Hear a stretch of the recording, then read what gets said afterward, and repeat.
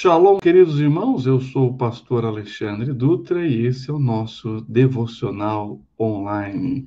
Hoje nós vamos falar sobre a onisciência do Messias Jesus, ou seja, aquele que é capaz de saber todas as coisas, por todas as coisas estar revelada diante dele. Não há segredo para Deus, não há segredo para o seu Messias, não há segredo para o Senhor Jesus, o nosso Salvador. E é isso que nós vamos ver nas páginas das Sagradas Escrituras.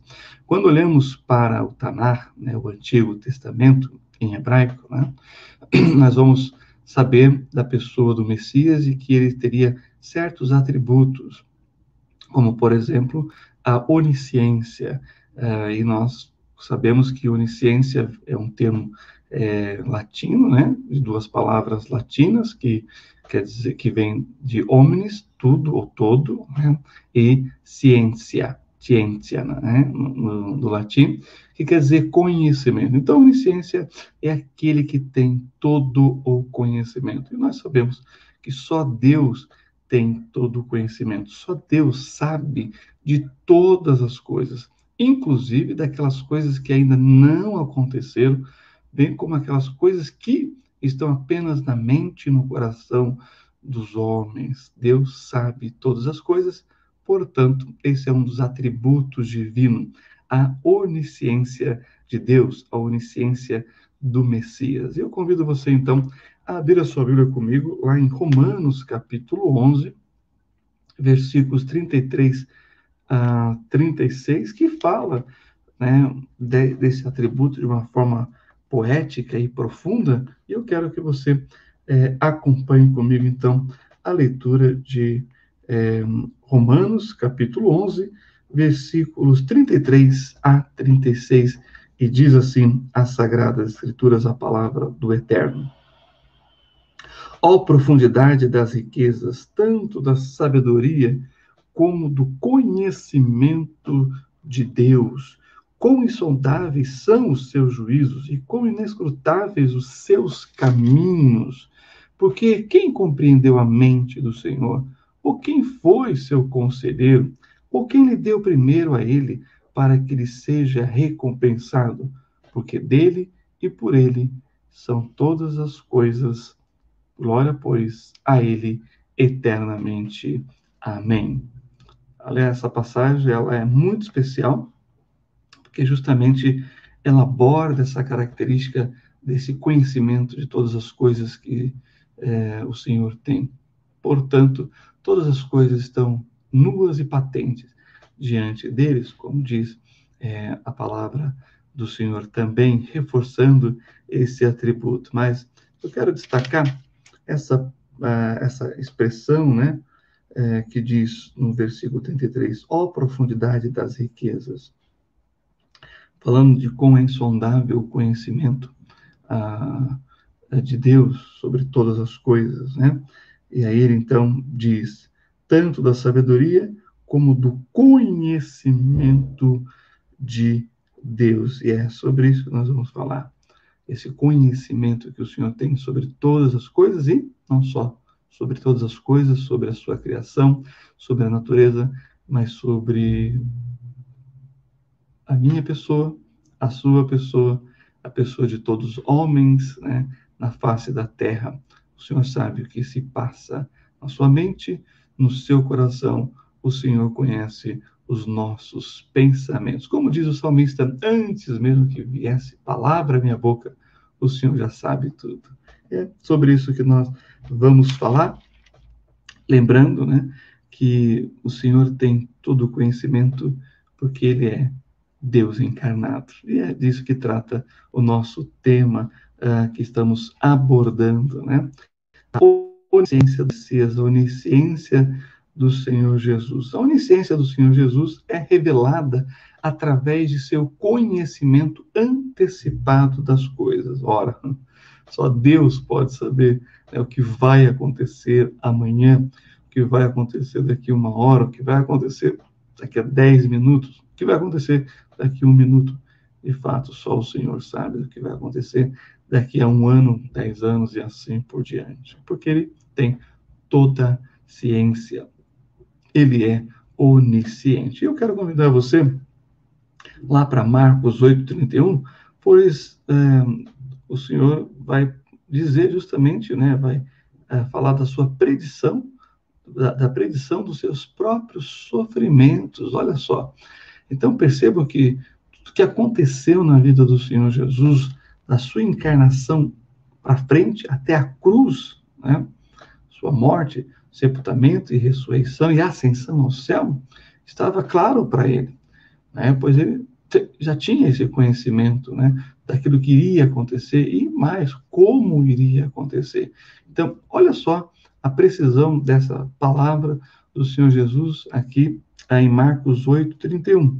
E começou a ensinar-lhes que importava que o Filho do Homem padecesse muito e que fosse rejeitado pelos anciãos e principais sacerdotes e pelos escribas, e que fosse morto, mas que depois de 3 dias ressuscitaria. O que é interessante destacar aqui, né, além de que ele já sabia que ele veio para morrer, né, para nos substituir na cruz de cruz e pagar a penalidade dos nossos pecados, é que ele diz exatamente por quem que ele vai ser rejeitado aqui, pela liderança judaica. E ainda assim, nem por todos os líderes, né? Por alguns líderes que tinham ali, que detinham o poder político. Mas perceba que isso não é uma novidade para o Senhor, né? Que os anciãos, os principais sacerdotes e escribas, né, iriam rejeitá-lo, pois a sua presença, o seu ministério, os seus sinais, milagres e prodígios era uma afronta à liderança dessa parcela, né, da comunidade de Israel, pois eles deveriam reconhecer que Jesus era o Messias e entregar a ele, né, o poder, a autoridade, a liderança e o governo.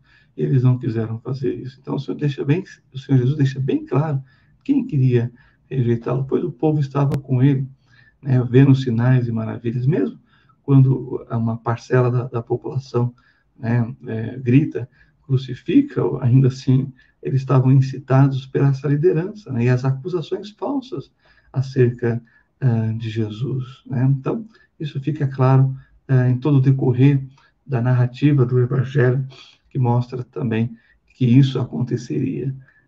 E aí a precisão é maravilhosa das profecias, pois o Senhor Jesus podia falar antecipadamente, né, aquilo que iria acontecer. Por exemplo, até a mulher que ungiu, né, ele com aquele unguento, olha que interessante, apontando para o seu sofrimento, para a sua morte de cruz, né? Lá em Mateus 26:12, nós lemos o seguinte: ora, derramando ela este unguento sobre o meu corpo, fê-lo preparando-me para o meu sepultamento. Olha que coisa maravilhosa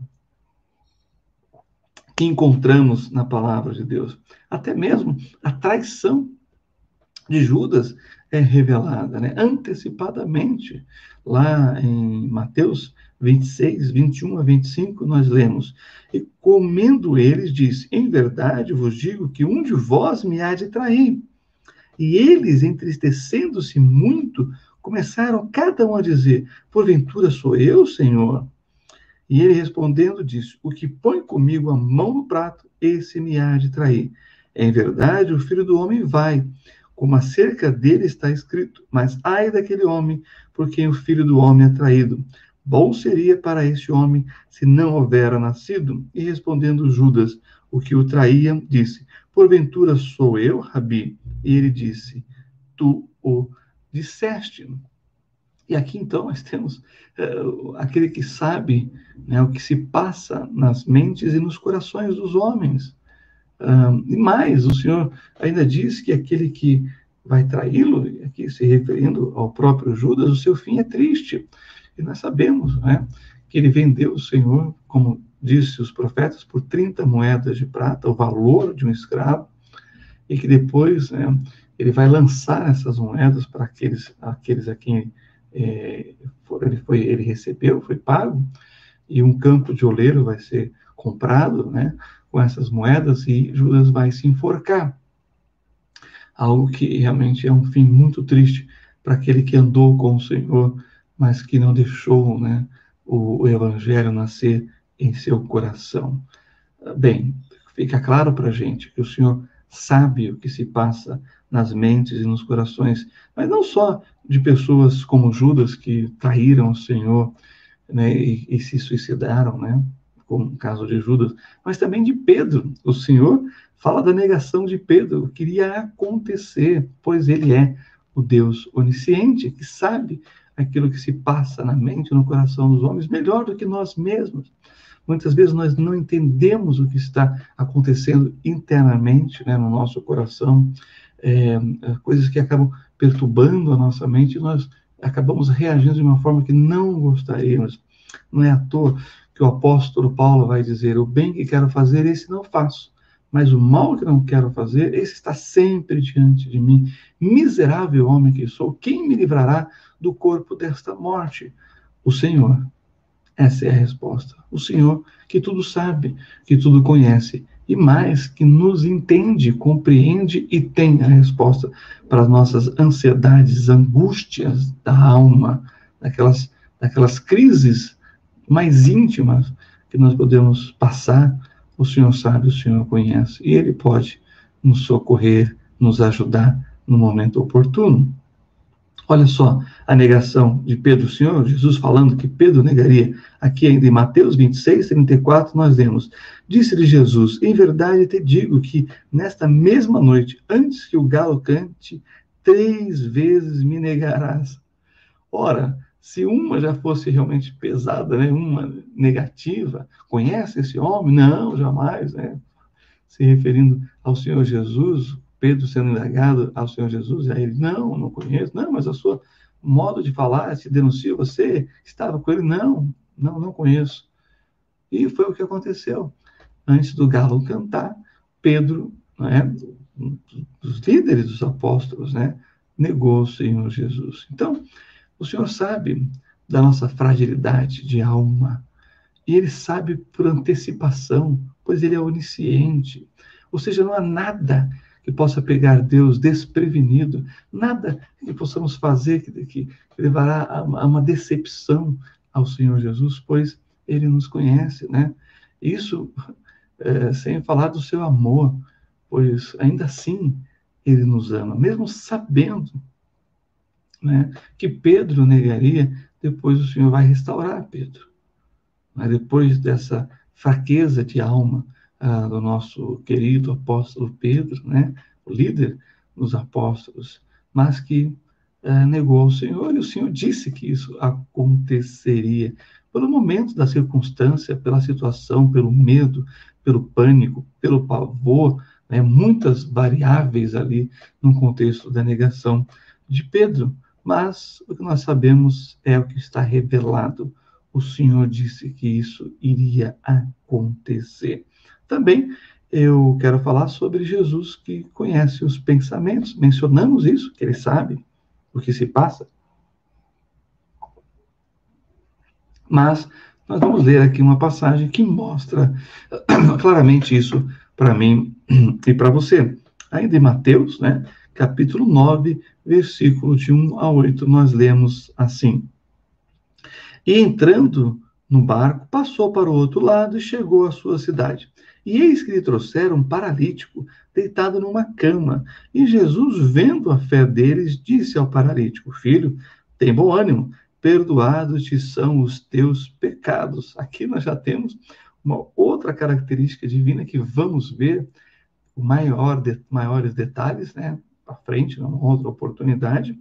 Mas fica evidente aqui essa questão do Senhor perdoando, né, pecados, né? Olha que coisa impressionante. Filho, tem bom ânimo, perdoados te são os teus pecados. E o homem é paralítico. O problema imediato dele ali é essa paralisia, é essa incapacidade, né, de andar. É um problema visível, externo, mas o Senhor, então, resolve o problema mais profundo, interno, o pecado.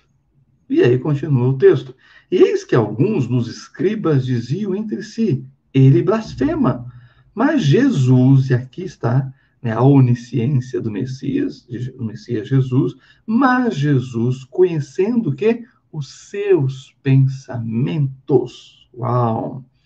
Mas Jesus, conhecendo os seus pensamentos, disse: Por que pensais mal em vossos corações? Pois qual é mais fácil dizer: Perdoados te são os teus pecados, ou dizer: Levanta-te e anda? Olhando assim, né? Você pode dizer, de fato, dizer é uma coisa, fazer é outra coisa. Você pode dizer o que você quiser, mas se você realmente é o que você disse que é, mas se você realmente, mas se realmente você tem condições de fazer o que você prometeu, aí já é outra coisa, né? Não podemos esquecer dos políticos que prometem o mundo e o fundo, mas vão cumprir essa promessa? Então, é nesse contraste que o Senhor está falando. Então, aí ele vem, então, e mostra para a gente que ele tem poder, porque ele conhece, ele sabe, né, de todas as coisas, dos pensamentos e daquilo que se passa nos corações. Ora, versículo 6, para que saibais que o Filho do Homem tem na terra autoridade para perdoar pecados, disse então ao paralítico: Levanta-te, toma a tua cama e vai para a tua casa. E levantando-se, foi para a sua casa. E a multidão, vendo isto, maravilhou-se e glorificou a Deus, que dera tal poder aos homens. Aqui é interessante, porque Mateus, né, o evangelista,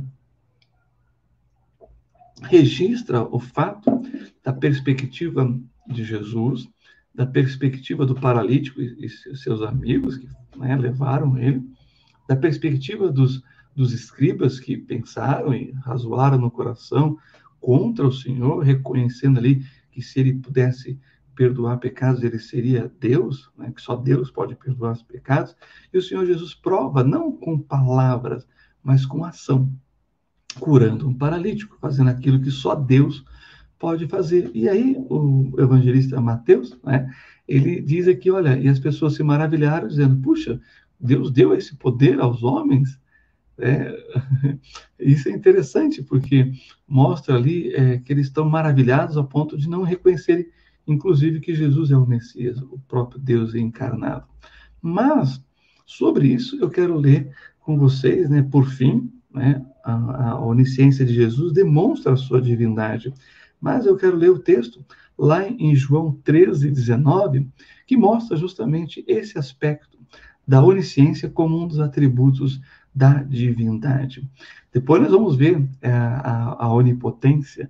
O Senhor tem todo o poder, não só para curar o paralítico, mas para perdoar os pecados. Mas eu quero finalizar com João 13:19, que diz assim: Desde agora vou-lo digo, Jesus falando, antes que aconteça, para que quando acontecer, acrediteis que eu sou. Perceba comigo o que está dito aqui. O Senhor Jesus está revelando tudo antes de acontecer, né? Mostrando que ele tem onisciência das coisas, ele tem conhecimento sobre todas as coisas, para que quando acontecer, os discípulos, ele está falando para os discípulos, eles não tenham dúvida, e assim venham a crer. Mas a crer o quê? Que ele é o eu sou. Eu sou é a expressão que nós encontramos para Deus lá na fala do Senhor com Moisés, quando Deus comissiona Moisés para libertar o povo. Ele vai dizer: Eu sou o que sou. Então, o Senhor Jesus está dizendo: a minha onisciência revela quem eu sou. E eu sou o que sou. Essa é a expressão usada por Deus para Moisés, lá em Êxodo, e é a mesma que ele está dizendo: olha, essas coisas vão acontecer, e quando acontecer, tenham certeza, não duvide, creiam, acreditem que eu sou.